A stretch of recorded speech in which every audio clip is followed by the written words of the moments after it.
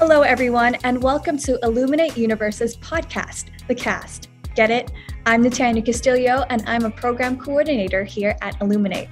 In this episode, I interviewed Tim Villar, who is an area sales manager for IWG PLC, where they own over 3,300 locations across the world under Regus and Spaces. In this episode, Tim will show us how to master the art of sales and client relationships in the niche of real estate.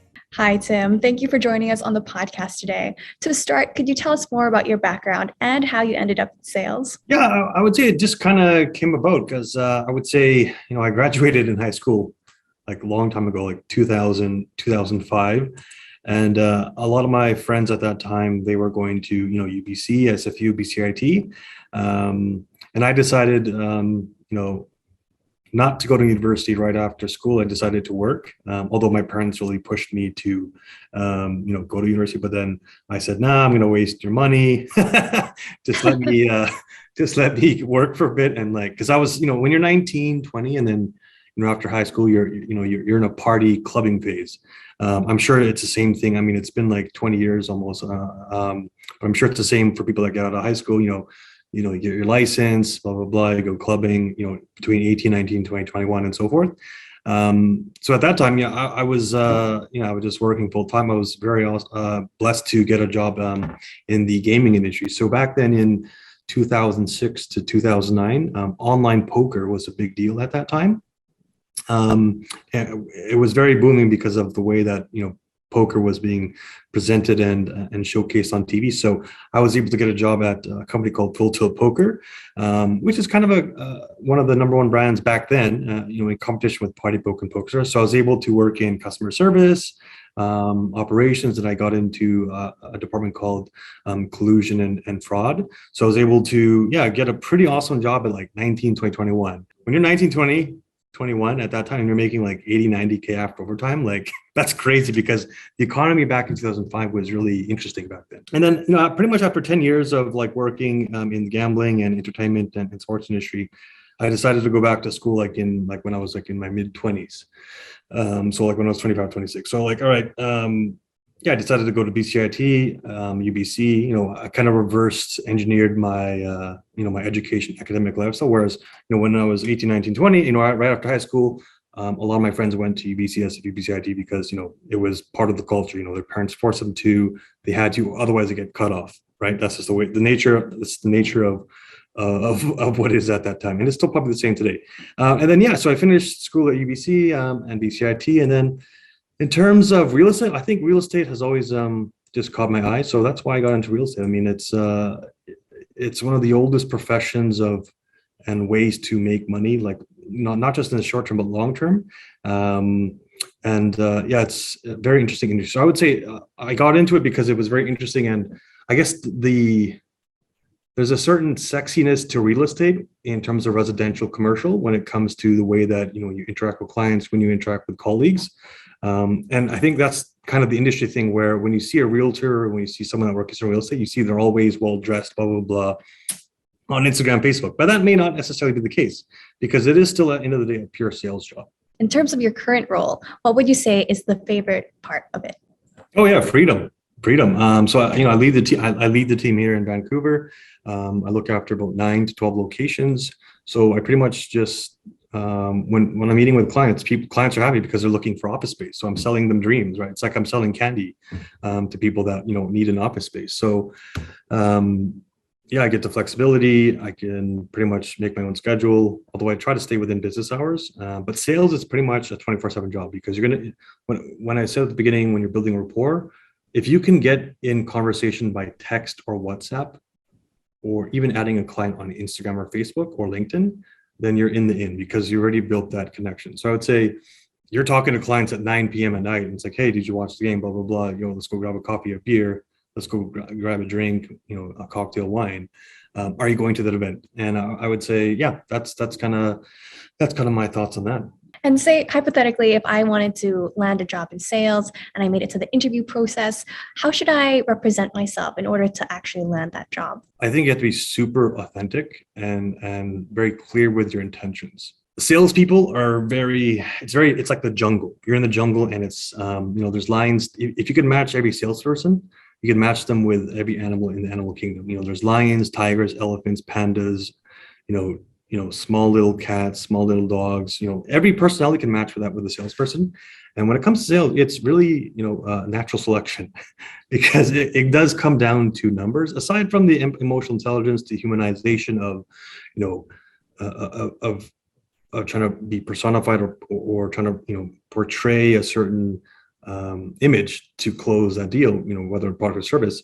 I would say, you have to really be sincere of your intentions, because salespeople will jump to the next opportunity, right? I mean, in the last 7 years, I pretty much every job that I've moved on to the next one, I've always had an increase in pay, increase in commission. So as I said, your sales, you're always looking up, and then at the same time, in terms of career, in terms of company trajectory, and as well as company life stage and growth, because there's cycles for companies where there's cash cows, so forth, as we learn in business school, blah blah blah.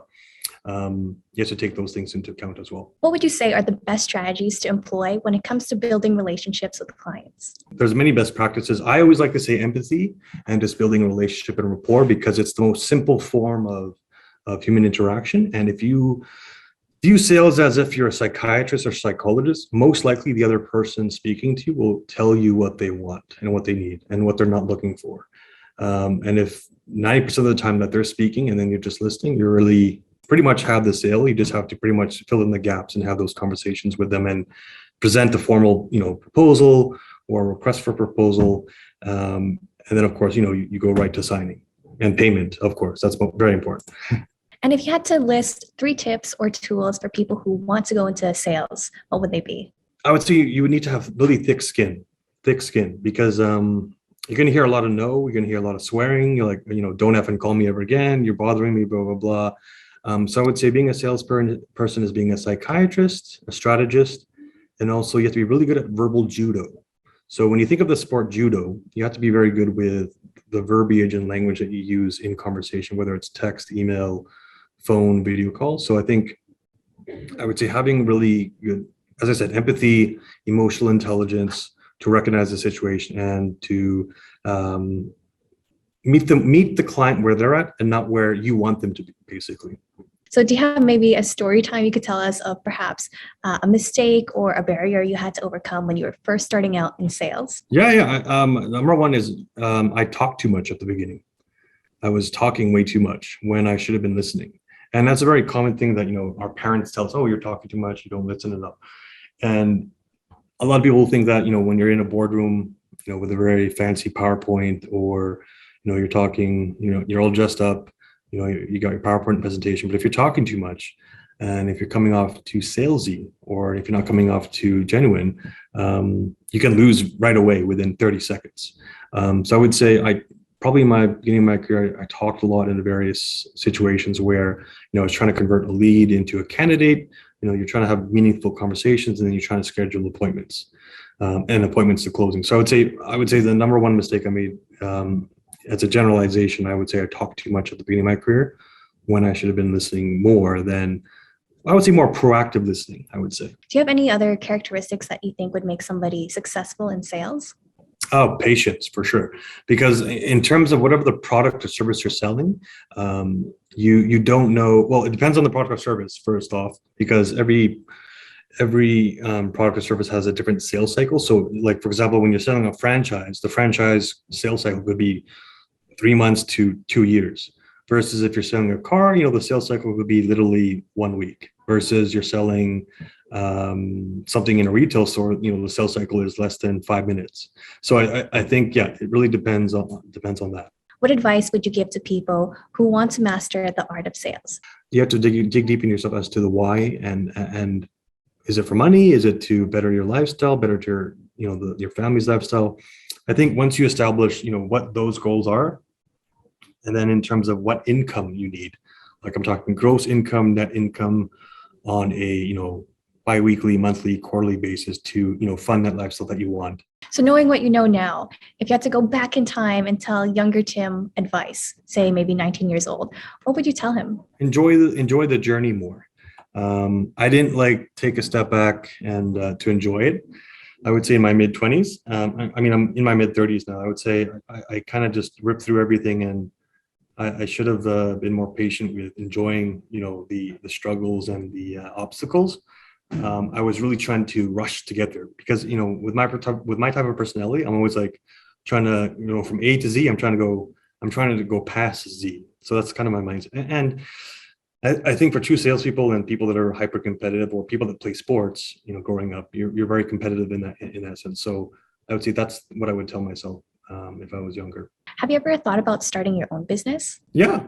I've wanted to buy franchises in the past, but because I've sold franchises, I know how Canadian franchise law works here in Canada and North America. Disclosure documents are about 120 pages typically if it's a good franchise.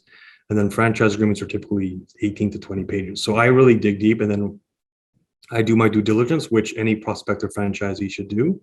Whether that's McDonald's, Tim Hortons, a pizza shop, a salon, whatever it may be.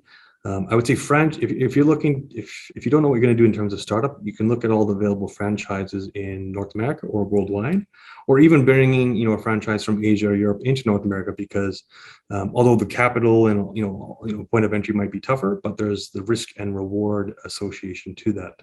So I would say if I were to ever, leave the corporate world, I would, probably go into franchising. If you had to give advice to somebody who wanted to go into franchising, but say they didn't have the amount of money needed to put into it at first, what tips would you give them to kind of get to that point? I would say don't use credit cards, don't use bank loans. The government of Canada, BDC, right? You can also look to friends, you can look to family for investment with actual, formal presentations, like actually have it in writing and paper. So, you come off more serious and people actually take you more seriously. There's a lot of companies out, and there's a lot of smart money out there if you can get in front of them and present to them. So there's a lot of capital out there. It's just a matter of getting into relationship with the right people that would be willing to back you. So a lot of people think of like Shark Tank, right, as a TV show. So if you can find, the local, business association or networking events where, the smart money kind of plays, and that tends to be, country clubs, golf clubs, hotels, bars, and all that, but mainly in the downtown core. So you have to figure out, who the smart money is, and find your way, a unique way of presenting to find funding. Mm-hmm. And say if somebody wasn't really in the downtown core and they didn't really know who to ask, would you say that like cold emailing or even reaching out on LinkedIn would still be an effective strategy? It would be, but you have to set yourself apart, because I ignore like 30 people on LinkedIn every day. So you'd have to really be unique in your ability to draw someone's attention, because nowadays with cell phones, everyone has artificial ADHD. So you really can only get 10 to 30 seconds of TV time with someone. Then pretty much they're out of your ear. Say you saw somebody in the bar and you wanted to approach them with this pitch. How do you go about doing that? Well, I wouldn't do it in a bar. I would say, hey, I would take the conversation offline. So like, hey, thanks for the drink, thanks for the conversation, without asking for their number, or like, hey, can I get your email or card so I can contact you, next Monday, and we can take this conversation, or can I buy you a cup of coffee? Once again, it's about human relationships and building a rapport, and without coming too salesy or too desperate, because people can sense that right away.